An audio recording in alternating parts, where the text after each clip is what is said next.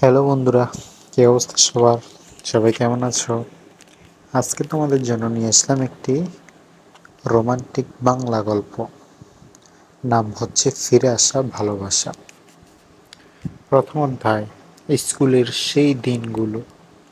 2005 সাল, রাজশাহীর একটি ছোট্ট শহরতলি মাধ্যমিক বিদ্যালয়। ক্লাস 9-এর ছাত্র আরিয়ান প্রতিদিন সকালে স্কুলে আসে একটাই কারণে, পড়াশোনা না, বরং ক্লাসে ঢোকার আগে একবার জানালার পাশ দিয়ে হেঁটে যাওয়া। কারণ সেই জানালার ধারে বসে থাকতো মেঘলা। মেঘলা রহমান, ক্লাসে 9-এর সেরা ছাত্রী। কালো লম্বা চুল, বড় বড় চোখ, আর মুখে সবসময় একটা শান্ত হাসি। সে যখন বই পড়ে তখন তার ভ্রু দুটো একটু কুঁচকে যায়। আরিয়ান সেটা লক্ষ্য করেছে অনেকবার। আরিয়ান নিজেও ভালো ছাত্র, কিন্তু একটু চঞ্চল। বন্ধুরা তাকে ডাকে আরি বলে। সে ফুটবল খেলে, দুষ্টামি করে, কিন্তু মেঘলার সামনে গেলে হঠাৎ চুপ হয়ে যায়। তার বন্ধু রাফি একদিন বলল, আরি, তুই মেঘলার দিকে এভাবে তাকাস কেন রে? পাগল হয়ে গেছিস নাকি? আরিয়ান লজ্জা পেয়ে বলল, কি বলছিস? এমন কিছুই না। রাফি হাসল, তোর মুখ লাল হয়ে গেছে, সেটা বলবি না? সেদিন বিকেলে বার্ষিক খেলাধুলার অনুষ্ঠান ছিল। আরিয়ান দৌড় প্রতিযোগিতায় প্রথম হলো। পুরস্কার নিয়ে ফিরে আসার সময় হঠাৎ দেখলো মেঘলা তার দিকে তাকিয়ে হাসছে। সেই হাসিটুকু মাত্র 2 সেকেন্ডের আরিয়ানের বুকে গেঁথে গেল গভীরভাবে। দ্বিতীয় অধ্যায়, প্রথম কথা। পরের সপ্তাহে বার্ষিক পরীক্ষার প্রস্তুতি চলছে। লাইব্রেরিতে সবাই পড়ছে। আরিয়ান গণিতের একটা অঙ্ক পারছে না। সে এদিক ওদিক তাকাচ্ছে সাহায্যের আশায়। মেঘলা তার পাশের টেবিলেই বসেছিল। আরিয়ান সাহস করে বলল, এই মেঘলা, একটু হেল্প করবে? মেঘলার বইয়ের উপর থেকে চোখ তুলল। কোন অঙ্ক? ত্রিকোণমিতি। মেঘলা এসে দেখল আর বলল, এটা তো সহজ, এভাবে এভাবে করো। সে অঙ্কটা বুঝিয়ে দিল। আরিয়ান অঙ্কের দিকে তাকিয়ে ছিল না, মেঘলার দিকে তাকিয়ে ছিল। মেঘলা সেটা বুঝতে পেরে বলল, কি দেখছো? না, মানে বুঝছি, ধন্যবাদ। মেঘলা চলে গেল। কিন্তু সেদিন থেকে তাদের কথা বলা শুরু হলো। প্রথমে পড়াশোনার বিষয়ে, তারপর আস্তে আস্তে অন্য বিষয়ে। মেঘলা জানলো আরিয়ান ভবিষ্যতে ইঞ্জিনিয়ার হতে চায়। আরিয়ান জানলো মেঘলার স্বপ্ন ডাক্তার হওয়া। স্কুলের টিফিনের সময় তারা মাঝে মাঝে একই গাছের ছায়ায় বসে গল্প করত। মেঘলা বলতো, তুমি কিন্তু মনোযোগ দিলে আরো ভালো করতে পারবে। আরিয়ান হাসতো, তুমি থাকলে মনোযোগ দেওয়া কঠিন। মেঘলা বুঝতো, কিন্তু কিছু বলতো না। তৃতীয় অধ্যায়, প্রেমের শুরু।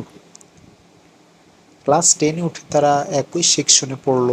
একদিন স্কুলের বার্ষিক সাংস্কৃতিক অনুষ্ঠানে মেঘলা কবিতা আবৃত্তি করলো।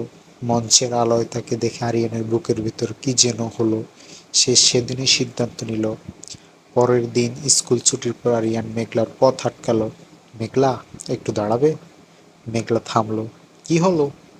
আরিয়ান কাঁপা কাঁপা গলায় বলল, আমি আহ, আমি তোমাকে পছন্দ করি অনেক দিন ধরে। তুমি রাজি থাকো তাহলে? মেঘলা কিছুক্ষণ চুপ করে রইল, তারপর বলল, আরিয়ান, আমি জানতাম। জানতে? তাহলে? মেঘলা একটু হেসে বলল, আমি তোমাকে পছন্দ করি। সেদিন বিকেলের আলোয় দুজনের মুখে যে হাসি ছিল সেটা ছিল পৃথিবীর সবচেয়ে সুন্দর হাসি। তারপর শুরু হলো তাদের গোপন প্রেম। স্কুলের চোখে চোখে কথা, টিফিনে পাশাপাশি বসা, ছুটির পর একসাথে একটু হাঁটা, ছোট ছোট আনন্দে বড়ে সেই দিনগুলো। আরিয়ান মাঝে মাঝে মেঘলার জন্য ছোট্ট চিঠি লিখত। মেঘলা সেগুলো বইয়ের ভিতরেই লুকিয়ে রাখত। মেঘলার বাবা ছিলেন কঠোর মানুষ। মেয়েকে প্রেম করতে দেখলে কি বলবেন সেটা ভেবে মেঘলা সবসময় সাবধান থাকত। তাই তাদের সম্পর্কটা ছিল অনেকটা নিভৃতে, কিন্তু অনুভূতিতে ছিল গভীর। চতুর্থ অধ্যায়, সেই ছোট্ট ভুল বুঝাবুঝি। এসএসসি পরীক্ষা মাত্র 2 মাস আগের কথা। সেদিন আরিয়ানের জন্মদিন ছিল। মেঘলা বলেছিল সে একটা ছোট্ট উপহার দেবে, কিন্তু সেদিন মেঘলা স্কুলে দেরি করে এলো। তার আসার পর সে সরাসরি ক্লাসে ঢুকে গেল। আরিয়ানের সাথে কথাই বলল না। আরিয়ান মন খারাপ করলো। সে ভাবল মেঘলা ভুলে গেছে, হয়তো তার কাছে সম্পর্কটা এত গুরুত্বপূর্ণ না। টিফিনের সময় সে একটু দূরে একা রইল। মেঘলা এসে বলল, আরিয়ান, তুমি ঠিক আছো? হ্যাঁ। মন খারাপ কেন? আরিয়ান বলল, না কিছু না। তুমি কি ব্যস্ত আছো? আমাকে কি মনে আছে আজকে কি দিন? মেঘলা বলল, অবশ্যই মনে আছে, কিন্তু আজকে সকাল হঠাৎ মা অসুস্থ হয়ে গেছিলেন, তাই একটু দেরি হয়েছে, আর সকালে তোমার সাথে কথা বলতে পারিনি তাই। আরিয়ান লজ্জিত হলো, সে বুঝলো সে ভুল করেছে। বলল, মা কেমন আছেন এখন? ভালোই আছেন। মেঘলা একটা ছোট্ট কাগজের প্যাকেট বের করলো। এই নাও। ভেতরে ছিল একটা হাতের রুমাল, বোনা রুমাল, তাতে আরিয়ানের নামের প্রথম অক্ষর সেলাই করা। আরিয়ান অবাক হয়ে বলল, তুমি নিজে বুনেছ? হ্যাঁ, 3 সপ্তাহ লেগেছে।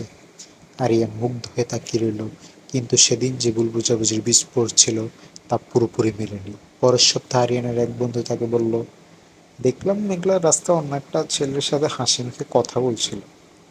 আরিয়ান জিজ্ঞেস করলো না, যাচাই করলো না, মনে মনে কষ্ট পেল। সেই কষ্ট থেকে সে মেঘলার সাথে একটু ঠান্ডা ব্যবহার করতে লাগলো। মেঘলা বুঝতে পারলো কিছু একটা হয়েছে। সে জিজ্ঞেস করলো, আরিয়ান, কি হয়েছে তোমার? কিছু না। মিথ্যা বলছো কেন, বলো। আরিয়ান রাগের মাথায় বলল, তুমি কি আমাকে সত্যি ভালোবাসো নাকি শুধু সময় কাটাচ্ছ? মেঘলা থমকে গেল, তার চোখ ভিজে এলো। বলল, এই কথা বললে কেন? বলো, ওই ছেলেটা কে ছিল? মেঘলা বুঝতে পারলো, বলল, সে আমার মামাতো ভাই, ঢাকা থেকে এসেছিল। কিন্তু ততক্ষণ অনেক কথা বলা হয়ে গেছে, দুজনের রাগে কষ্ট চুপ হয়ে গেল। পরের দিন মেঘলা একটা চিঠি লিখল, আরিয়ান, তুমি যদি আমাকে বিশ্বাস করতে না পারো, তাহলে এই সম্পর্কটা রেখে কি লাভ? আমি চাই না তুমি সারা জীবন সন্দেহ করে কষ্ট পাও, তাই থাক। আরিয়ান চিঠিটা পেয়ে দাঁড়িয়ে রইল। সে যেতে চেয়েছিল মেঘলার কাছে, মাপ চাইতে চেয়েছিল, কিন্তু অহংকার আর তার লজ্জা তাকে আটকে দিল। সে ভাবল, মেঘলা নিজেই ছেড়ে দিয়েছে হয়তো, সেটাই ভালো। এভাবেই শেষ হলো তাদের প্রেম, প্রথম প্রেম। কোনো বড় ঝগড়া নয়, কোনো বড় কারণ নয়, শুধু এইটুকু সন্দেহ, এইটুকু অহংকার, আর একটু না বলা কথার ভাব। এসএসসি পরীক্ষা হলো, দুজন দুদিকে চলে গেল। পঞ্চম অধ্যায়, দূরত্বের 10 বছর। আরিয়ান ঢাকায় এসে বুয়েটে পড়ল, ইঞ্জিনিয়ারিং শেষ করে একটা বড় কোম্পানিতে চাকরি পেল। জীবনে ব্যস্ত হলো, কিন্তু মেঘলার কথা মনে পড়ত, বিশেষত বৃষ্টির দিনে, শীতের সকালে। সে কখনো অন্য কোনো সম্পর্কে জড়ায়নি। একবার বাড়িতে থেকে বিয়ের কথা উঠেছিল, সে এড়িয়ে গেছে। মেঘলা রাজশাহী মেডিকেল পড়ছে, ডাক্তার হয়েছে, এখন ঢাকার একটি হাসপাতালে কাজ করছে। সেও কখনো কারো সাথে সম্পর্কে জড়ায়নি। তার মা মাঝে মাঝে বিয়ের কথা তুলতেন, মেঘলা বলতো, সময় হলে দেখব। সে জানতো না সময় কখন আসবে, শুধু জানতো মনের ভেতরে একটা জায়গা সবসময় অপেক্ষা করছে। ষষ্ঠ অধ্যায়, আবার দেখা। 2020 সাল, ঢাকা শহর। আরিয়ান তার অফিসের একজন সহকর্মী নিয়ে হাসপাতালে গেছে। সহকর্মী অসুস্থ, হঠাৎ বুকে ব্যথা উঠেছে। ইমার্জেন্সিতে ঢুকতে একজন ডাক্তার দ্রুত পায়ে এগিয়ে এলেন। আরিয়ান একবার তাকালো, তারপর আবার তাকালো। দেখলা, সাদা অ্যাপ্রন, চুল বাঁধা, হাতে ক্লিপবোর্ড, আগের চেয়ে পরিণত, কিন্তু সেই চোখ, সেই শান্ত মুখ একটুও বদলায়নি। মেঘলাও হঠাৎ থমকে গেল। দুজন কয়েক সেকেন্ড চুপ করে তাকিয়ে রইল। তারপর মেঘলা পেশাদার গলায় বলল, রোগী কে? আরিয়ান বলল, আমার সহকর্মী, বুকে ব্যথা। মেঘলা রোগীর দিকে মনোযোগ দিল, সম্পূর্ণ পেশাদারভাবে চিকিৎসা করল, প্রেসক্রিপশন দিল, ব্যবস্থা করল।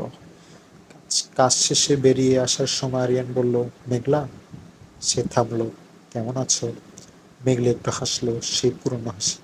ভালো আছি, তুমি? আমিও ভালো আছি। বীরু, এখানেই কাজ করো? আরিয়ান জিজ্ঞেস করলো। হ্যাঁ, 3 বছর ধরে। আমিও ঢাকায় আছি, গুলশান অফিস। আবার চলি, মেঘলা বলল। হ্যাঁ। সে চলে গেল।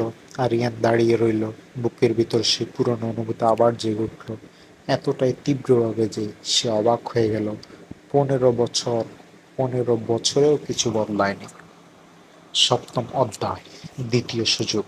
পরের সপ্তাহে আরিয়ান আবার হাসপাতালে গেল, এবার নিজের একটা সাধারণ স্বাস্থ্য পরীক্ষার অজুহাতে। মেঘলা তাকে দেখে একটু অবাক হলো, বলল, কি হয়েছে? Routine check up. মেঘলা পরীক্ষা করলো, সব ঠিকঠাক বলল, তুমি সুস্থ। আরিয়ান উঠতে উঠতে বলল, মেঘলা, একটা কথা বলতে পারি? বলো। তুমি কি কখনো ভেবেছো সেদিনের কথা, মানে স্কুলে যা হয়েছিল? মেঘলা চুপ করে রইল। আমি অনেক বোকা ছিলাম, আরিয়ান বলল। আমি বিশ্বাস না করে ভুল করেছিলাম। সেটা এতদিন মনে আছে? মাফ করেছ? মেঘলা ধীরে ধীরে বলল, অনেক আগেই মাফ করেছি। তাহলে একদিন চা খাওয়া যায়, পুরনো বন্ধু হিসেবে। মেঘলা একটু ভাবলো, তারপর বলল, ঠিক আছে। সেই চায়ের আড্ডা থেকে শুরু হলো একটা নতুন অধ্যায়। অষ্টম অধ্যায়, নতুন করে চেনা। তারা কফি শপে বসে কথা বলল ঘন্টার পর ঘন্টা। আরিয়ান জানলো মেঘলা একা থাকে ঢাকায়, বাবা মা রাজশাহীতে, রাত করে হাসপাতাল থেকে ফেরে, রান্না করে নিজে, ছুটির দিনে বই পড়ে। মেঘলা জানলো আরিয়ান বড় প্রজেক্টে কাজ করছে, পদোন্নতি হয়েছে, কিন্তু একা ফ্ল্যাটে খাবার গরম করে খায়। দুজনের গল্পের মধ্যে একটা অদ্ভুত মিল। দুজনেই নিজেদের গুছিয়ে নিয়েছে, কিন্তু ভিতরে একটা শূন্যতা আছে। আরিয়ান বলল, তুমি কি কখনো বিয়ের কথা ভাবোনি? মেঘলা হাসল, ভেবেছি, কিন্তু হয়নি। কেন? মেঘলা সরাসরি উত্তর দিল না, বলল, তুমি? আমিও না। দুজনে একে অপরের চোখে তাকালো। অনেক না বলা কথাই বেশি উঠল সেই দৃষ্টিতে। এরপর তাদের দেখা হতে লাগলো নিয়মিত, কখনো কফি, কখনো বিকেলে হাঁটা, কখনো ফোনে দীর্ঘ কথা। একদিন বৃষ্টিতে ভিজে দুজন একটা চায়ের দোকান আশ্রয় নিল। মেঘলা ঠান্ডায় কাঁপছিল। আরিয়ান নিজের জ্যাকেটটা তার কাঁধে দিল। মেঘলা বলল, আরিয়ান, হ্যাঁ, তুমি বদলে গেছো। ভালোভাবে নাকি খারাপভাবে? মেঘলা হাসলো, ভালোভাবে। সেদিন বৃষ্টি থামার পরও তারা অনেকক্ষণ বসে রইল, কথা বলল, হাসলো, পুরোনো দিনের গল্প করলো। নবমত্তা, আবার সেই অনুভূতি। একদিন সন্ধ্যা আরিয়ান মেঘলাকে ফোন করলো, মেঘলা, তুমি এখন ব্যস্ত? না, কি হলো? আমি একটা কথা বলতে চাই সরাসরি। মেঘলা চুপ করে রইল। আরিয়ান বলল, আমি তোমাকে এখনো ভালোবাসি। 15 বছর আগেও বাসতাম, এখনো বাসি। মাঝে কতটা বোকা ছিলাম সেটা বুঝেছি। তুমি যদি একটা সুযোগ দাও, আমি এবার ভুল করব না। ওপাশ থেকে দীর্ঘ নীরবতা। তারপরে মেঘলা ধীরে ধীরে বলল, আরিয়ান, জানো, আমি প্রতিটা বৃষ্টির দিনে ভাবতাম তুমি কেমন আছো। আরিয়ানের বুকে কিছু একটা কেঁপে উঠল। মেঘলা বলল, আমিও তোমাকে ভুলিনি, কখনো না। তাহলে তাহলে হ্যাঁ। দশম অধ্যায়, নতুন শুরু। এরপর তাদের সম্পর্ক নতুনভাবে শুরু হলো। এবার আর স্কুলের গোপন প্রেম নয়, এবার দুজনেই পরিণত মানুষ। দুজনেই জানে জীবনে কি, ভালোবাসা কি। আরিয়ান মেঘলার পরিবারের সাথে পরিচয় হলো। মেঘলার বাবা প্রথমে কিছুটা কঠোর ছিলেন, কিন্তু আরিয়ানের সরলতা আর আন্তরিকতা দেখে ধীরে ধীরে নরম হলেন। একদিন মেঘলার বাবা আরিয়ানকে বললেন, মেঘলা, তোমার কথা কখনো বলেনি, কিন্তু আমি বুঝতাম ওর মনে কেউ আছে। আরিয়ান বলল, আমিও কি একবার কষ্ট দিয়েছিলাম, সেটার জন্য লজ্জিত, কিন্তু এবার সারা জীবন সুখী রাখার চেষ্টা করব। মেঘলার বাবা চুপ করে রইলেন, তারপর বলল, সুখী রেখো। একাদশ অধ্যায়, বিয়ে। বিয়েটা হলো সহজ সুন্দর। রাজশাহীতে মেঘলার বাড়িতে। স্কুলের কিছু পুরনো বন্ধু এলো। রাফি এলো, আরিয়ানের সেই বন্ধু যে প্রথম বলেছিল, তোর মুখ লাল হয়ে গেছে। সে হাসতে হাসতে বলল, অবশেষে 15 বছর লাগলো তোদের। বিয়ের রাত আরিয়ান মেঘলাকে বলল, তুমি জানো, স্কুলে তুমি যখন প্রথম আমাকে গণিত বুঝিয়েছিলে, সেদিনই বুঝেছিলাম তুমি আমার জন্য। মেঘলা হাসলো, আর তুমি গণিত দেখোনি, আমাকে দেখছিলে, সেটাও বুঝছিলাম। তাহলে আগে বললে না কেন? তোমার বলার অপেক্ষায় ছিলাম। দুজনই হাসলো। সেই হাসিতে ছিল 15 বছরের অপেক্ষার শেষ, আর একটা নতুন জীবনের শুরু। দ্বাদশ অধ্যায়, পূর্ণতা। বিয়ের 2 বছর পর ঢাকার একটা ছোট্ট ফ্ল্যাট। সকালের রোদ জানলা দিয়ে ঢুকছে। মেঘলা রান্নাঘরে চা বানাচ্ছে, আরিয়ান অফিসের জন্য তৈরি হচ্ছে। হঠাৎ মেঘলা ডাকলো, আরিয়ান একটু এসো। আরিয়ান এলো। মেঘলা তার হাতে একটা ছোট্ট জিনিস দিল, প্রেগনেন্সি টেস্ট পজিটিভ। আরিয়ান কয়েক সেকেন্ড চুপ করে রইল, তারপর মেঘলাকে জড়িয়ে ধরল। সত্যি?